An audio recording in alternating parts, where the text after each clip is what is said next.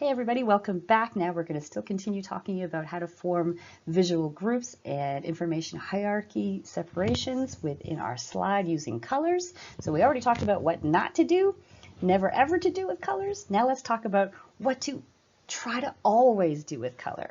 So let's go.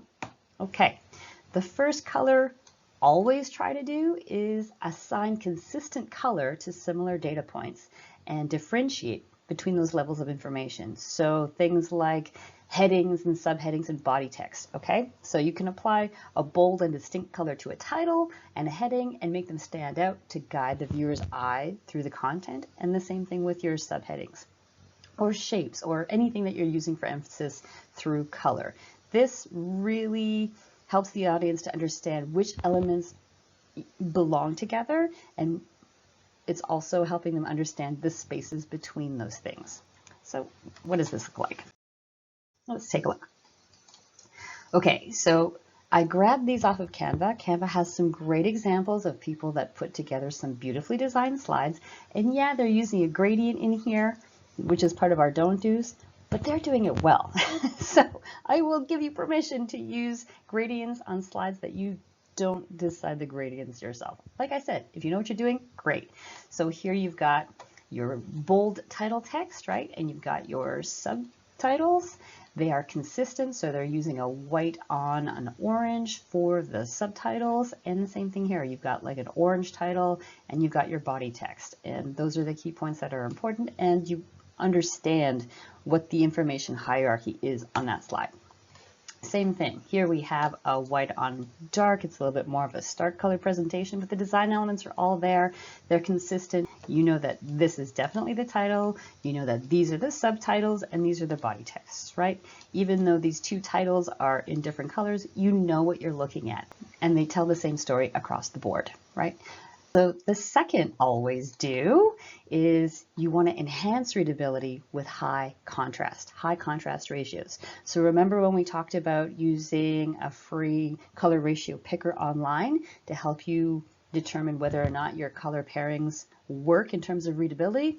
Use that. It's a great tool. It takes 2 seconds to check, and I can guarantee you if you're already using somebody's beautiful slide template, maybe they've done this, but maybe they haven't. So I've worked with clients before who wanted to make accessible, that they wanted to meet WCAG, so WCAG level 3 accessibility standards, and it turns out all of their branding did not meet the standard. So they had to have some very hard and long discussions about branding and meeting accessibility requirements within their own color schemes, which is really important. So you want to make sure that your marketers and your branding team knows about contrast and the importance that it plays in accessibility, which we can talk about at a later time.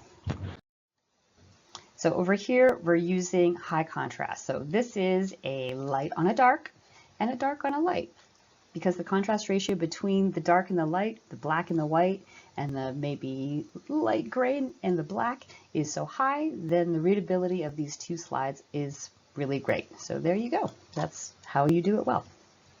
All right. The third color always do is maintain consistency with a limited color palette. So you want to do 3 to 5 colors max, unless you know what you're doing. But like we've had discussed before, more than 5 colors is a lot for the brain to process, and it's going to start, your audience is going to start having trouble differentiating what's important versus what's not. So let's take a look at what this looks like, okay? So these are color palettes. They are 4 color palettes that really work well together. And if you go into your PowerPoint presentation designer, it'll give you suggestions on workable color palettes, and you can also look for workable PowerPoint presentation color palettes online. There's a lot of free tools that will give you some great ideas. If not, just go into Canva and it will just give you some template ideas, if not some free slides. All right, so let's see. So over here we have a palette, it's a very minimalistic palette. We've got a dark charcoal for the text and the body, and the spacing and layout is consistent. So all throughout this really simple palette, it has maybe 1 to 2 colors and a little pop of color on the slide. It doesn't matter if that color is inconsistent. You know what you're looking at.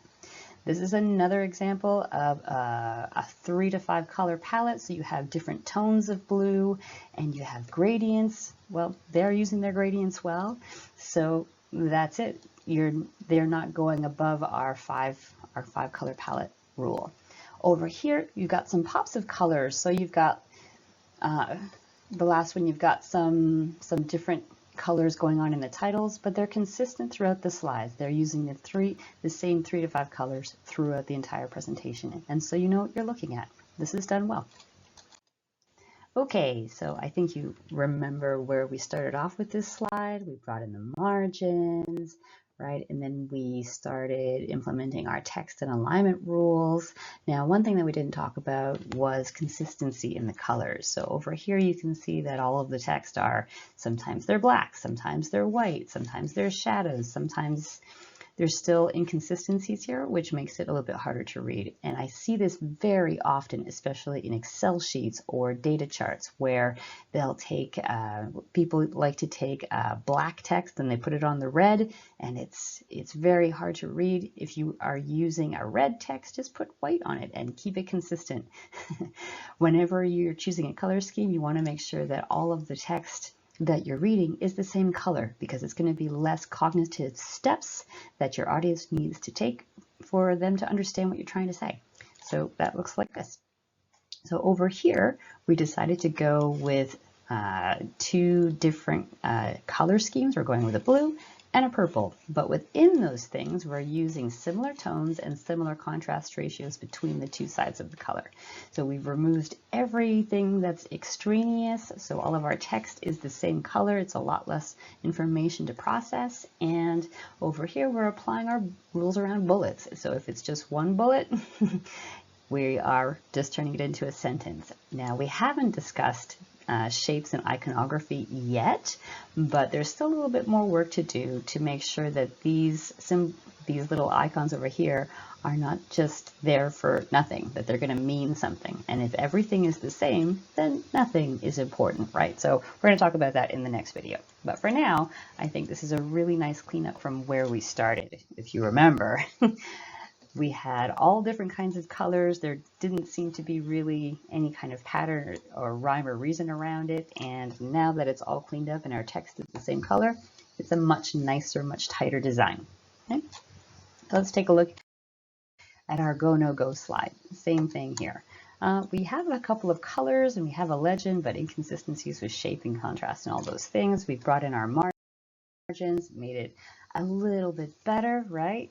And then we applied our color rules to it. So now on our slide, we removed this line, this border, and we are establishing the border of that information hierarchy between the title and the rest of the text by using the negative space between our legend here and the side of our text box here. So this is aligned, these are aligned, these are aligned, and we have a nice visual delineation. And we're trying to establish the same distance between all the boxes.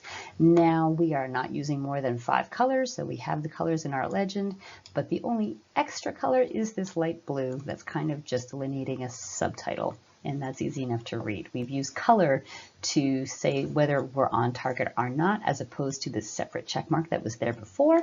And I love when you can use color and these other ideas to reduce what's on your slide and use the same principle to achieve more than one message, right? So over here, we're on target and it's a good thing or a bad thing, and we're doing it all without having to use 2 ways to do it. We've reduced it to 1.